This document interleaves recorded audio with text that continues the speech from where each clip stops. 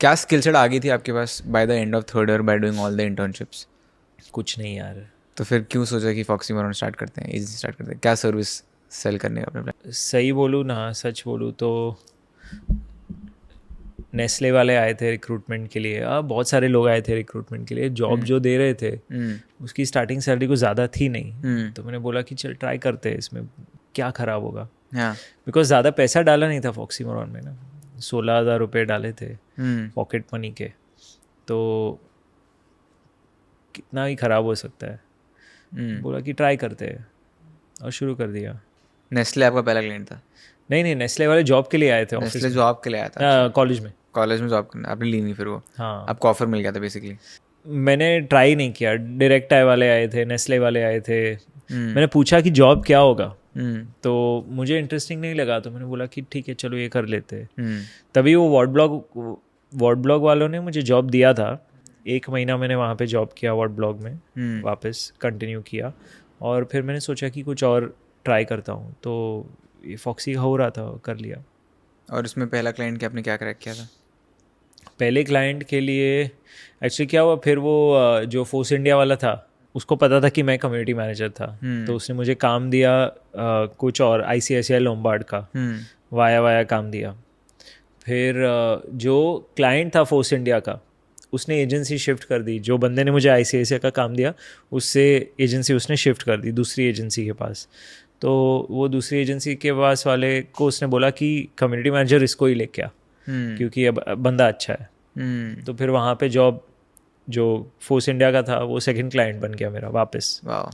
और फिर मैंने क्रैक किए थोड़े और छोटे क्लाइंट्स। एक ज्वेलरी कंपनी थी, वियोला ज्वेल्स, तभी, अभी मुझे पता नहीं है कि नहीं, बट एक ज्वेलरी क्लाइंट आ गया था। फिर हम लोग ने क्रैक किया FCUK, फिर फेमिना मैगज़ीन और हेलो मैगज़ीन और ग्राजिया मैगज़ीन के एडिटर्स को चाहिए था कि अरे ये सोशल मीडिया क्या है। जैसे आजकल कोई इन्फ्लुएंसर मार्केटिंग के बारे में किसी को समझना है तो आयुष को बुलाते हैं ना, तो वैसे मुझे बुलाते थे कि सोशल मीडिया में दिखा दे भाई क्या है। तो मैंने एक टेम्पलेटेड प्रेजेंटेशन बनाया था कि ये दुनिया यहाँ पे जा रही है XYZ। तो मैंने अच्छे प्रेजेंटेशंस किए, उनको अच्छा लगा, और उन्होंने मुझे जॉब दे दिया। मतलब फेमिना का, हेलो का, गुड होम्स का, काफ़ी सारे कॉन्ट्रैक्ट्स आने लगे। फिर एक बड़ा कॉन्ट्रैक्ट आया मेबेलिन न्यूयॉर्क, वहाँ पे ये सब हो रहा था, तो लोगों ने बोला कि ठीक है मेबेलिन न्यूयॉर्क में मैं तेरी पहचान करवाता हूँ। तो ट्राई किया। उन्होंने बोला कि 3 महीने का कॉन्ट्रैक्ट देते हैं, तो 3 महीने का कॉन्ट्रैक्ट दे दिया उन्होंने, और रिजल्ट्स उनको काफ़ी अच्छे आए, 6 times better than there previous agency. तो उन्होंने मेबेलिन का एनुअल कॉन्ट्रैक्ट कर दिया। फिर मेबेलिन आया, तो फिर गार्नियर आया तो लॉरियल पेरिस आया। उसके बाद कैडबरी में किसी ने कॉन्ट्रैक्ट दिया, तो कैडबरी बॉर्नविल आया, तो कैडबरी बॉर्नवीटा आया तो सिल्क आया तो बुबालू आया। वैसे चलता गया। और क्या करते थे आप इनके लिए? Social media management, campaigns. जैसे हम लोग अच्छे कैंपेन्स करते थे। सिल्क का जैसे था kiss song, kiss me, close your eyes, miss me, तभी तो जस्ट लॉन्च हुआ था। तो हम लोग ने एक romance your silk social campaign किया था कि लोग UGC बनाए, तभी के लिए पहला था UGC कैंपेन कि आप इस सिल्क को कैसे रोमांस करोगे। तो लोगों ने शायरी बनाई थी, लोगों ने खाया। Silk was the official love letter or like a proposal in our school. Exactly. So, but this campaign was about proposing to Silk. So that campaign was quite well received. Then एक अच्छा campaign किया था हमने, Bournvita quiz contest आता था TV पे, अगर आपको याद है। तो वो that contest was of air, तो हम लोग ने कैंपेन की ब्रिंग BQC बैक, एक इंजीनियर्ड कैंपेन की थी, ब्रिंग BQC बैक। तो वो कैंपेन अच्छी चली थी। अमीन सयानी, डेरेक ओब्रायन, और हम लोग ने पोस्टर्स भेजे थे all over the country, different schools को, कि आई वांट BQC बैक। काफ़ी अच्छा कैंपेन था वो। तो वो कैंपेन किया था। कैडबरी बॉर्नविल का हैव यू अर्नड इट जो लाइन था, तभी हम लोगों ने बेसिकली ट्विटर पे काफ़ी मचाया था कि हैव यू अर्नड इट। लोगों की मारता था कि भाई तू अपनी लाली कर रहा है, have you really earned it. तो मारते थे लोगों की। और फिर वहाँ पे बॉर्नविल ब्रांड के साथ हम लोग ने काफ़ी 2-3 चीज़ें अच्छी की थी। अभी बहुत सारे चॉकलेट ब्रांड्स डिज़र्ट के साथ एसोसिएशन करते हैं। That was the first brand to do a dessert association. Then we also did a dark chocolate wine pairing association. So we partnered with Sula for Sula Fest. So lot of brand thinking meets social media thinking. अच्छा काम किया था तभी. वैसे आप सीख कैसे रहे थे? On the job. On the job कर रहे थे, मतलब सीख रहे डिमांडिंग थे? क्लाइंट हो तो सीख जाते हो ना. और बस मैं वैसे ही बना हूँ बेसिकली, मार खा खा के. 2015 is when you started Shebang. ये नया विजन क्या था? What was the difference between Foxy Moran vision and Shebang vision? Or was it same? तो तभी क्या हो रहा था कि मैंने उसको नाम क्यों चूज़ किया shebang, because it was needed to be the whole shebang. तो क्या हो रहा था कि वहाँ पे बहुत फ्रैगमेंटेशन हो रहा था तभी. Creative, digital media agency, digital media agency, social media agency, बहुत सारे फ्रैगमेंट्स बन रहे थे सर्विस मार्केट में. और मैं देख रहा था कि clients were getting annoyed with trying to stitch the pieces together. एक बार मैं गया था कि क्लाइंट ने एक मीटिंग करवाई थी, उसकी 6 एजेंसीज आई थी एक टेबल पे. तो ब्रांड मैनेजर का ज़्यादा टाइम था कोऑर्डिनेशन में rather than focusing on strategy. So I said that we'll basically build what is the one-stop whole shebang. So I took the decision कि मैं प्रोडक्शन को इनबिल्ट कर दूँ क्रिएटिव में, मीडिया को साथ में लाऊं और टेक को साथ में लाऊं और एक वन स्टॉप बनाऊं. और उसको फिर मैं मार्केट में लेके आया. तो फ्यू अर्ली ब्रांड्स जिसके साथ हम लोगों ने काम किया, काफ़ी अच्छा काम हुआ. बी ब्लंट ब्रांड बनाया, रॉ प्रेसरी ब्रांड बनाया, गोदरेज एक्सपर्ट पे काफ़ी अच्छा काम किया, गुड नाइट पे काफ़ी अच्छा काम किया, तो फिनोलेक्स पाइप्स पे काफ़ी अच्छा काम किया. तो उसकी वजह से वो मॉडल फिर एक in a way it was starting to get proven कि आप सब कुछ साथ में ला सकते हो. और अच्छी केस स्टडीज़ बन रही थी. तो it was more solid. So the differentiation that Shebang had was one-stop solution. Yeah. एक इसके अंदर सब मिल जाएगा. Yeah. The whole shebang. And how did the market evolve? Like 2010 to 2015 में आपने ये चेंज देखा कि पहले क्या होता था कि सब चीज़ के लिए अलग एजेंसी थी, ऐसा था? हाँ, 2010 और 2015 के बीच में बहुत सारा फ्रैगमेंटेशन होने लगा. फॉक्सी मोरन जैसी agency was part of the fragmentation, because लोग कहते थे कि मुझे मीडिया एजेंसी अलग चाहिए, सोशल मीडिया एजेंसी अलग चाहिए, ट्रेडिशनल मीडिया एजेंसी अलग चाहिए, क्रिएटिव एजेंसी अलग चाहिए, तो एक्सपीरियंशियल एजेंसी अलग चाहिए. तो बहुत सारे स्टेक होल्डर्स है टेबल पे. And just to explain the audience, media agency is basically performance marketing plus जो टीवी पे बाय कर रही है, बाय करते हैं. सोशल मीडिया जो सोशल मीडिया पे पोस्ट जाती हैं, स्टैटिक्स जाते हैं, वीडियोस जाते हैं. Third thing, experiential is basically events. Correct. Creative is writing, copywriting, ads for the TV and all. Got it. ठीक है. तो ये सब अलग अलग करते थे. ब्रांड्स वांटेड कि साथ में हो जाए. You saw that opportunity and you started in 2015 with the whole shebang. And then as I went along I was like okay, ये अपॉर्चुनिटी तो अच्छी है. और हम लोग बैठे हैं, मैं देख रहा था कि बहुत सारी बड़ी होल्डिंग कंपनीज इंडिया में परचेज कर रही है चीज़ें. तो मैं होल्डिंग कंपनी स्ट्रक्चर समझने लगा कि होल्डिंग कंपनी क्या है. कि holding company is basically trying to hire maximum number of people and secure maximum number of contracts for global companies. तो मैंने ये भी देखा कि अच्छा, अभी हम लोग एक स्टेज में है कि इंडियन कंपनीज भी बाहर जाएगी इन द नेक्स्ट 20 years. तो 100% we will have presence of many Indian companies across the world. And why cannot India be a excellence center for the world for creative business and for creative tech business? तो मैंने सोचा कि if we stay the course अच्छी तरह से, अगर मैं इसको अच्छी तरह से चलाऊँ, तो I would be able to build a India out network. So 2015 से आपका विजन था वो? I think that came more in 2017 mid. So 2 years of running the business, 2.5 years of running the business, it became clear कि इस opportunity को अच्छी तरह से मैं leverage करूँ. Try to see कि जैसे IT business में जैसे boom आया था, वैसे creative और creative tech business में कैसे boom आ सके. और वो कोर्स को मैं चलता रहूँ. अभी वही जर्नी में हूँ. 150 लोगों की टीम तो मैं बना के ही रहूँगा. इन अ वे मेरे पे प्रेशर भी आ गया. In a way it was also signal to the market कि मैं छोटा बनाने नहीं आया हूँ, बड़ा ही बनाने आया हूँ. तो कन्विक्शन वैसे हुआ. और मैंने बिजनेस प्लान बनाया था, numbers linked to the T, कि 2 साल में बिजनेस कितना बड़ा होगा, 3 साल में बिजनेस कितना बड़ा होगा, और वो बिजनेस प्लान के हिसाब से चलते गए। अच्छा इतना पिच करना है, इतने क्लाइंट्स लाने हैं, इतने क्लाइंट्स लाने तो इतने लोग लाने हैं। तो पूरा मैप आउट था कि ईयर एंड 1 ईयर एंड में कितने लोग होंगे, ईयर 2 एंड में कितने लोग होंगे, कितने क्लाइंट्स होंगे, कितना रेवेन्यू होगा, उसका मिक्स क्या होगा, सब मैप किया था। तो उसके हिसाब से चलते गए। ये नंबर्स की समझ कैसे आई? जो एक्सेल शीट नंबर्स ट्रैकिंग ये सब आपने सीखा या वो गलतियाँ करके जो फॉक्सी मैडम ने सीखा? गलतियाँ करके कि इसके बिना होगा ही नहीं। फॉक्सी मैडम आप नहीं करते थे सब, जैसे आपने बताया ट्रैक नहीं करते थे, बस हसल मोड पे चल रहे थे, काम करना है, हाथ पैर मारना है, जोड़ना है, वैसे वाला चल रहा था, but nothing was tracked. Correct. And then shebang में you did not process oriented ज़्यादा हो गए एटलीस्ट इनिशियल फेज में। फिर और प्रोसेस किया कि मैंने और प्रोसेस ऐसा लाया कि हर एक टीम के लिए फिर टारगेट ब्रेक डाउन किया, उनका वेरिएबल पे लिंक टू द टारगेट कर दिया, बिजनेस डेवलपमेंट टीम का लिंक टू टारगेट कर दिया, हर एक टीम का link to each others target कर लिया। So it's a collective win that we are going after, और that's how process driven company works.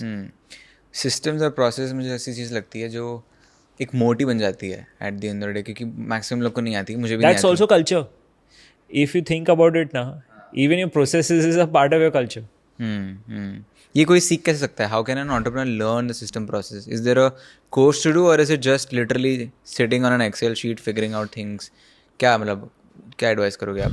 तो I would say the very simple thing to do is कि आप जो आपके दिमाग में स्टोरी है ना, आप पहले तो दिमाग में एक स्टोरी बना दो, क्योंकि most creative people can write a story कि मैं फिनेट को 5 साल में यहाँ पे लेके जाऊँगा। तो आप फिर वो स्टोरी को नंबर्स में कन्वर्ट करो। उसका भी एक तरीका होता है उसके, और अगर स्टोरी को नंबर्स में कन्वर्ट करना है तो उसको ब्रेक डाउन करना है। करेक्ट। तो आप उसको ब्रेक डाउन करोगे कि मुझे इसके लिए इतने क्लाइंट चाहिए होंगे, मुझे इसके लिए इतने, I will have to manage so many more people, so many more talents, hypothetically. Correct. For managing the talents, I'll need so many more people, I'll need so many more deals. वो deals लाने के लिए I'll need so many more outbound sales. I'll need to build my brand this way. तो to build my brand this way, I'll need this much investment. तो सब हर एक detail को आप ब्रेक डाउन करके month by month break down कर दो। Got it. तो आपकी जो 5 साल की स्टोरी आपने 48 मंथ्स में ब्रेक डाउन कर दी।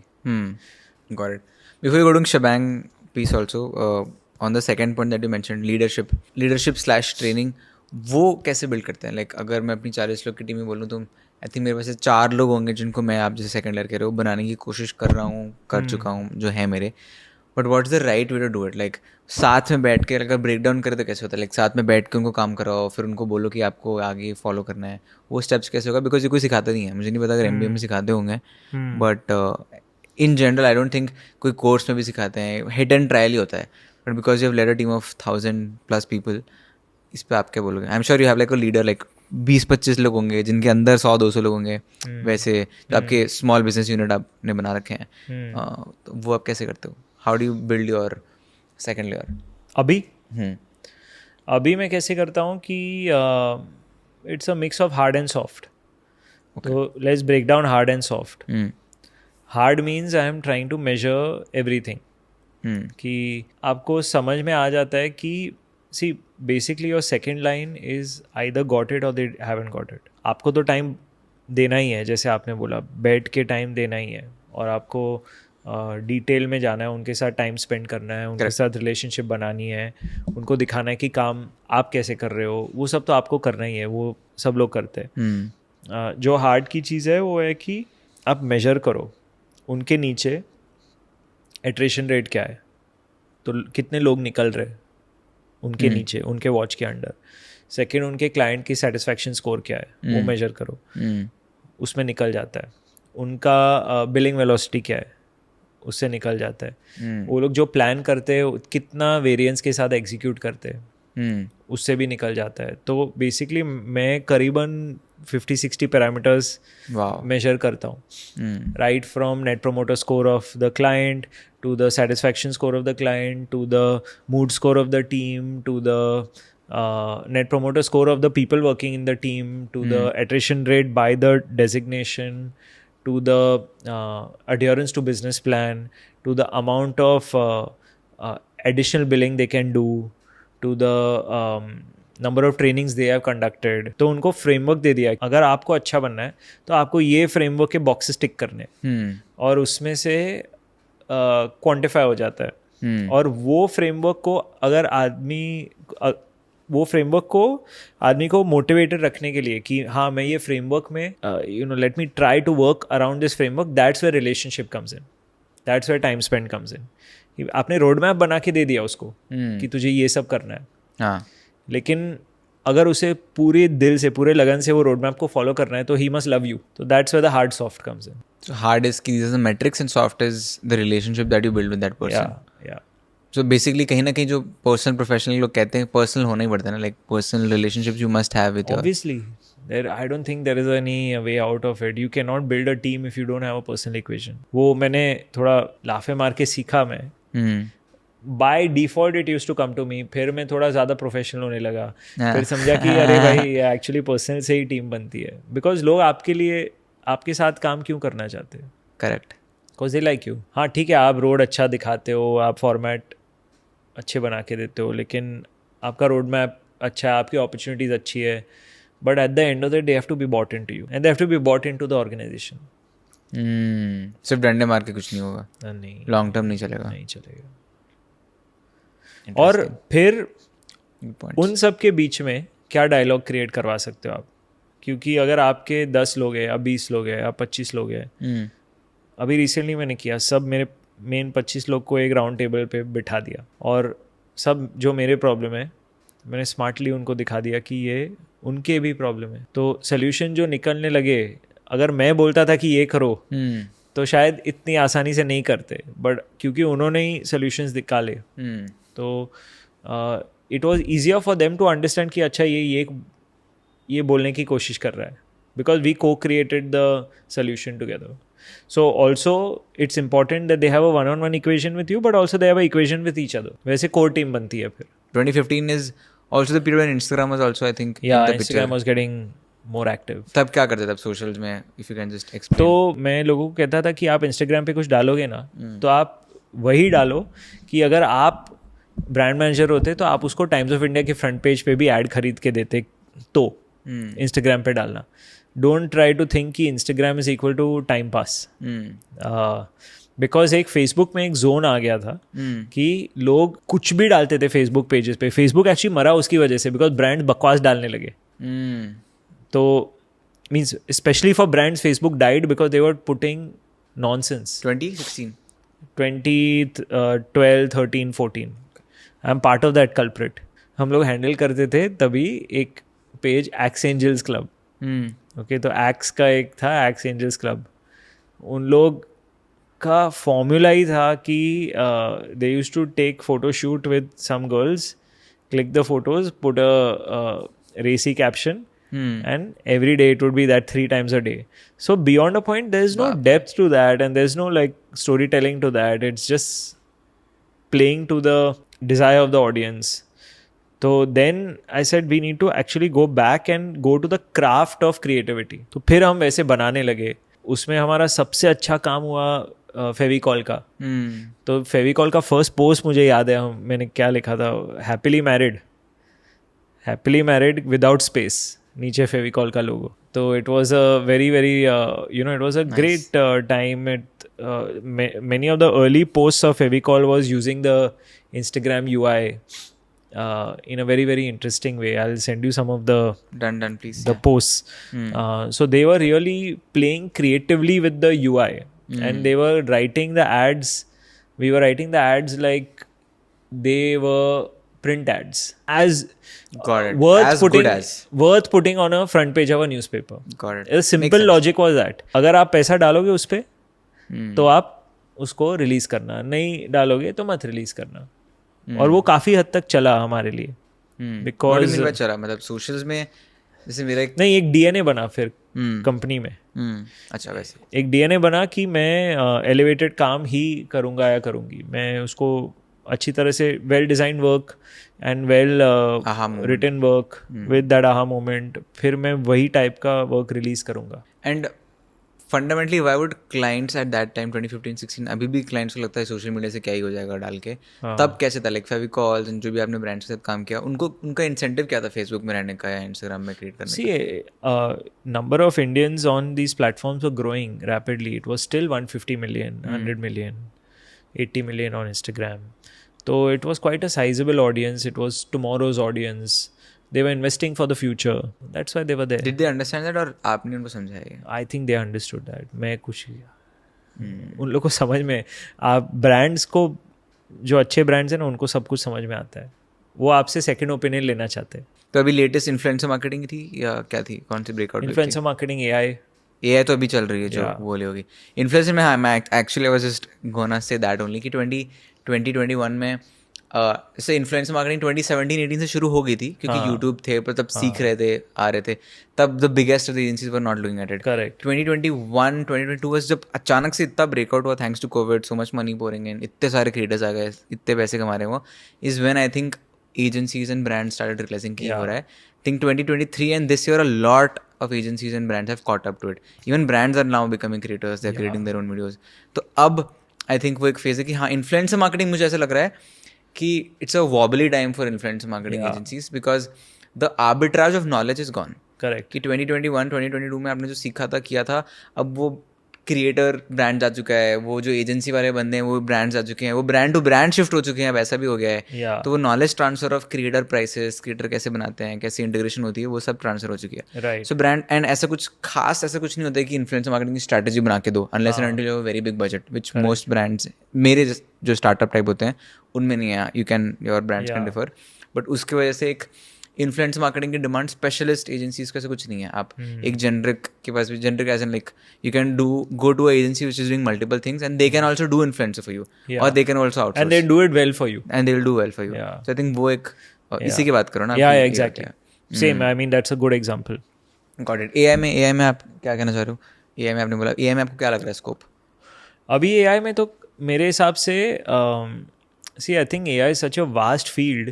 So there are two challenges with AI and there are opportunities with AI. Opportunities galore, of course, because AI can be part of multiple processes of multiple companies. तो आप AI into HR process डाल सकते हो, AI into marketing process डाल सकते हो, AI into manufacturing डाल सकते हो, सब कुछ कर सकते हो. I think AI is also an opportunity for the ones who are the smartest in a way. Because अगर आपको ये कंपनी के ऑपरेशनल प्रोसेसेस में घुसना हो ना, तो you need to really know business to be able to convince the company to let you in. तो companies don't buy, and AI is also bit more, and therefore it is a bit more expensive, bit more consultative. It's not just about fly by night, you know, like let me put it this way, social media and influencers was little bit by like, you know, you can experiment with an unknown guy like Harshil or an unknown guy like Ayush की चलो कर दो इसके साथ. Maybelline जैसा brand मुझे contract they, because it was a fringe thing. AI is not a fringe thing. AI is a very core thing which can really disrupt the process. Like let's take an example of AI call centers. If I had to be really focused, some brands get up to, you know, 2 lakh to 5 lakh calls per month. Now you can inbuild AI into that process to make sure that you have a human-like voice talking to the customer, and you are also processing that data to really give customer-led insights into what the typical complaints are.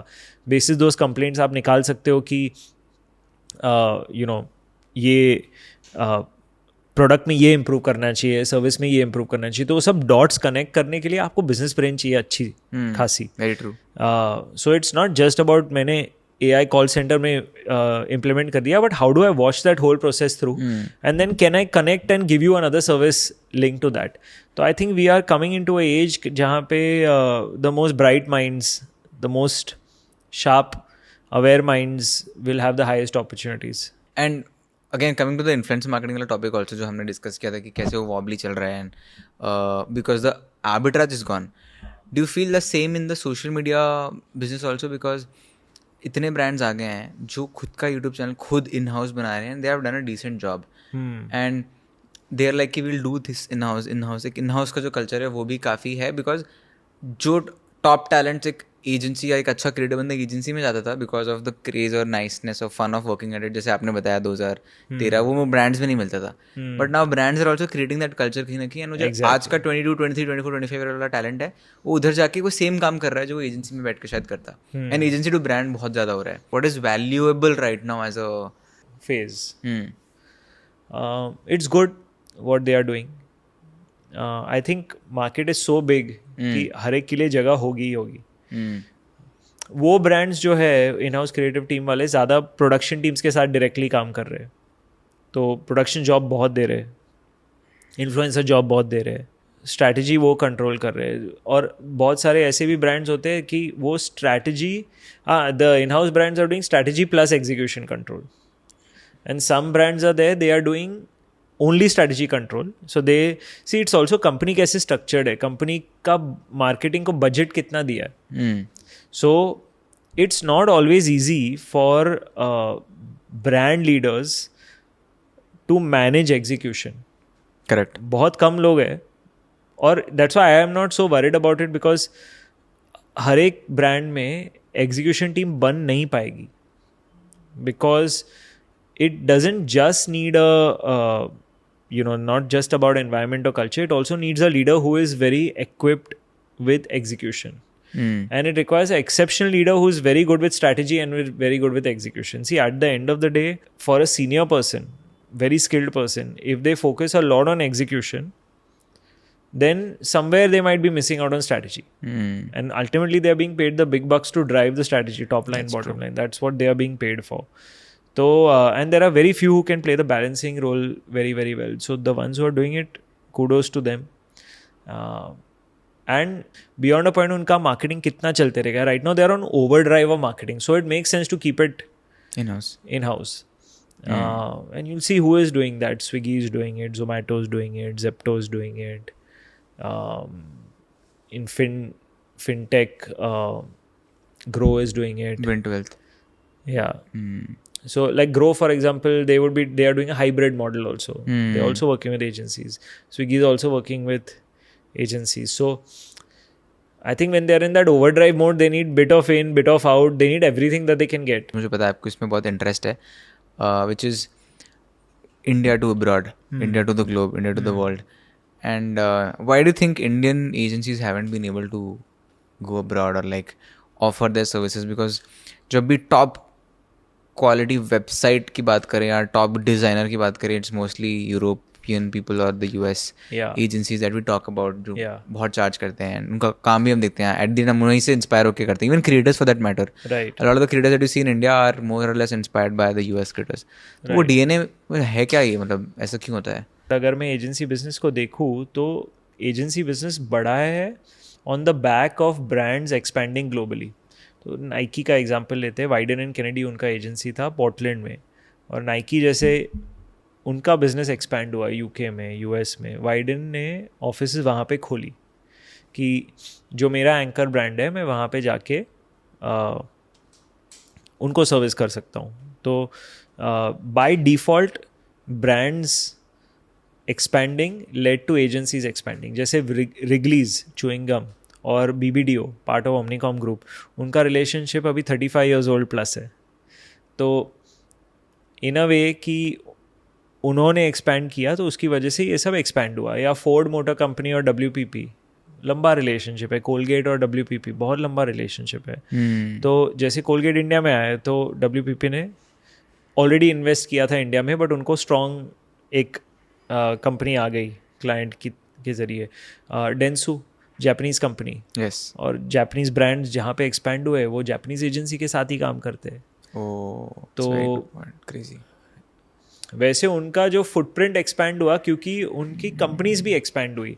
वैसे I hope कि Indian companies भी Indian agencies को chance दे as they go abroad, and I hope कि Indian agencies also invest in the best talent as their clients expand abroad. तो it's got to be a bit of both. It's a great insight actually, कि जब हमारे country से कोई company US में खुल रही है, they like for example if they are your client for that matter, like a Raw Pressery let's say, जब वो यूएस में जाएंगे, I am not sure if they are already there, but when they go there they will take you with them, and that is when maybe your first office will be there. Like we are doing a project for Viva sauces in UK. They're expanding in UK. So Viraj we got that. Other thing is that I hope कि in international countries बहुत सारे Indians in top roles है, तो वो भी Indian agencies को शायद hopefully chance दे सकेंगे. But वो एक it's a tight rope for them also, because क्या होता है कि उधर मैंने बहुत सारे CMOs के साथ बात की है जो global roles में CMO है, और they may not be able to give a contract to me just because I'm Indian. They want me to jump through hoops. They want me to show that I have staying power. अभी मैं UK में almost 3 साल रह गया. आज जाके profit आया है मुझे UK में. लेकिन 2 साल तो मैंने इन्वेस्ट ही किया UK में. तो those are markets which are tougher to break into. You have to show that market कि मेरे पास staying power है, कि मैं यहाँ पे रहूँगा. मैंने हॉलैंड में जो कंपनी खरीदी है वो कंपनी करीबन 20 साल से वो मार्केट में. तो मैंने मार्केट को सिग्नल क्या दिया कि मैं इस मार्केट में अभी 20 साल से हूँ, तो आप मुझे ट्रस्ट कर सकते हो. करेक्ट. यूरोपियन मार्केट को मैंने वो सिग्नल दिया. वैसे अगर मैं अफ्रीकन मार्केट को पकड़ूँ तो अफ्रीकन मार्केट अभी जहाँ इंडिया 2008 में या 2011 में था वैसा अफ्रीकन मार्केट अभी है. अच्छा. तो it's a hockey stick growth market. तो अभी इन्वेस्ट कर सकता हूँ तो मैं करूँगा. मतलब वहाँ पे मेरा दिमाग चल रहा है कि अभी अफ्रीका को अलग तरीके से ट्रीट करो, यूरोप को अलग तरीके से ट्रीट करो, मिडल ईस्ट को अलग तरीके से ट्रीट करो. मिडल ईस्ट का मैं समझ गया कि अगर यूरोप की एजेंसीज है आपके पास और अगर आप यूरोप के मार्केट में स्ट्रांग हो तो मिडल ईस्ट वाले आपको अच्छी तरह से काम देंगे, बिकॉज वो बेस्ट स्किल के साथ काम करते हैं. सी एक्चुअली यूरोपियंस का स्किल जो है ना, वो design quality, finishing quality by default उनका सिग्निफिकेंटली सुपीरियर है, because they have grown up around that. Or now we are also growing up around that. We are growing up around a good aesthetic. Generationally उनके दिमाग में trend है, तो उनकी कला में वैसे निकल जाता है. The BMWs, Mercedes of the world. Correct. In Germany, known for that. Nice. And what is जैसे आपका ड्रेसिंग सेंस इतना अच्छा है, मैं भी ऑब्जर्व कर रहा था कि पिछले जनरेशन का आयुष शायद इतना अच्छा ड्रेस नहीं कर पाता. मैं भी सीख ही रहा हूँ. But these are small things that factor, no? That factors in the quality of the way you give your presentations, the way you do your design, etc. Now you think कि ऐसे for generations यूरोप में इतना अच्छा लोग dress कर रहे हैं. Correct. तो आउटपुट तो and the finishing will be good. They take their clothing very seriously. I think. कहीं भी जाते हैं तो प्रॉपरली ड्रेस करते हैं. Formal I think is there go to. That's a good point. मैं भी जब जर्मनी गया था, BMW के मैंने म्यूजियम गया था, और जिनको भी मैं लोग को देखता हूँ they are so well dressed, well spoken. UK में भी आप जाओगे तो the most 3 common words there are thank you, sorry and excuse me. तो मेरा वो बिहेवियरल भी एक है उनमें जो कहीं ना कहीं it's that's a quote which says the way you do anything is the way you do everything. तो वो आई थिंक एप्लीकेबल है. बट क्या आपने उन मार्केट और एक चीज़ है कि वो मार्केट्स इतनी फास्ट ग्रो नहीं कर रही है. तो because it is not growing that fast, preservation of status quo is very important. And really purposefully finding the area for growth is very important. कि हाँ मुझे एक पतली गली निकाल के कुछ ग्रोथ करना है. यहाँ स्कोप है. हाँ यहाँ पे हमारे इधर तो फट फट फट ग्रोथ हर जगह पे हो रहा है, तो हर जगह पे स्कोप है. बट वहाँ पे वो सोच के गिन के निकालना पड़ता है. अच्छा ग्रोथ यहाँ से आएगा. और इसीलिए मैंने कहा कि स्टेइंग पावर की ज़रूरत है.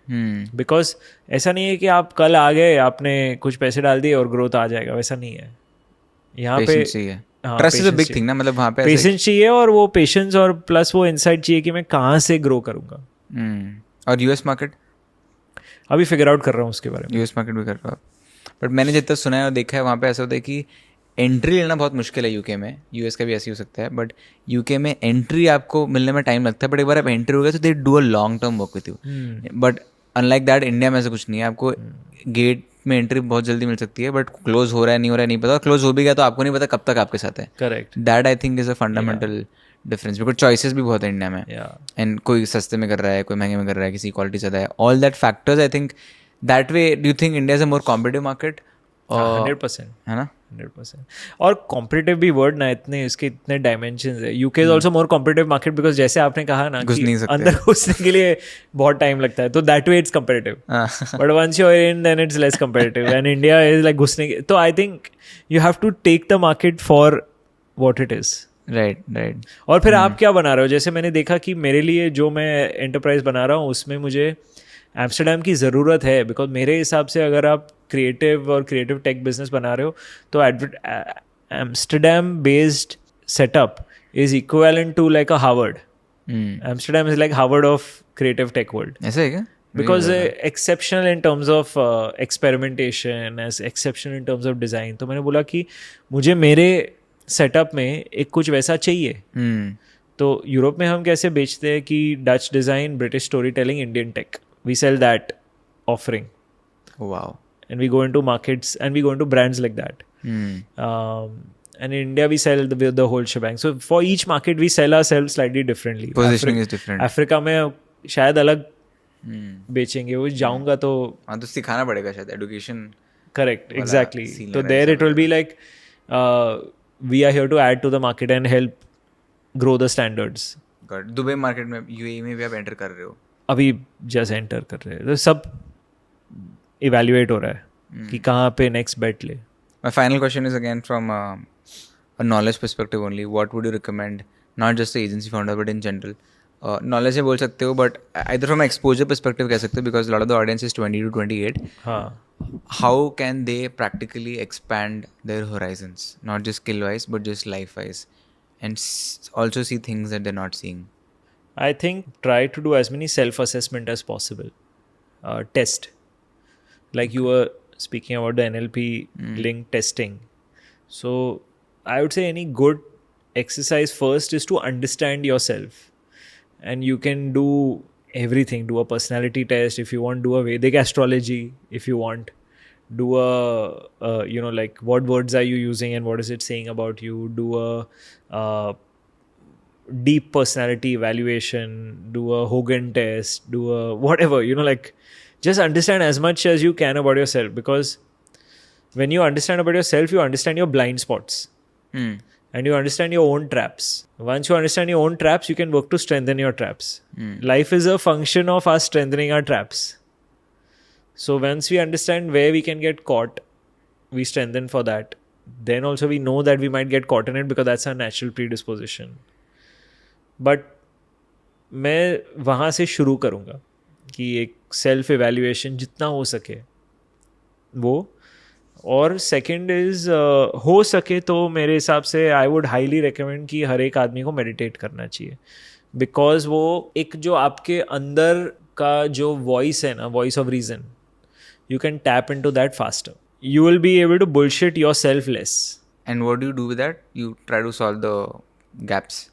That's the basic. Yeah, you solve the gaps. I'm not saying anything out of the ordinary because there is nothing out of the ordinary in this. We just keep living. We try to live better with every single day.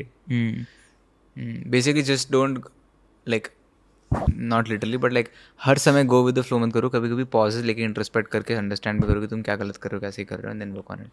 हाँ, उस phase में. correct. Got it. Alright, thank you so much Harshal. मज़ा आया. मुझे तो बहुत मज़ा आया. अगर आपको ये बिजनेस पॉडकास्ट पसंद आया तो आपको आई बटन पे क्लिक करके हमारी प्लेलिस्ट देखनी चाहिए, जहाँ पे हम बहुत सारे फाउंडर्स को बुलाते हैं अलग अलग इंडस्ट्री से और उनसे बात करते हैं एंटरप्रेन्योरशिप के बारे में और उन्होंने कैसे स्टार्ट किया. इससे आप सीख के आप भी कल खुद का बिजनेस स्टार्ट कर सकते हो. सो आई बटन पे क्लिक करके वो प्लेलिस्ट ज़रूर देखना.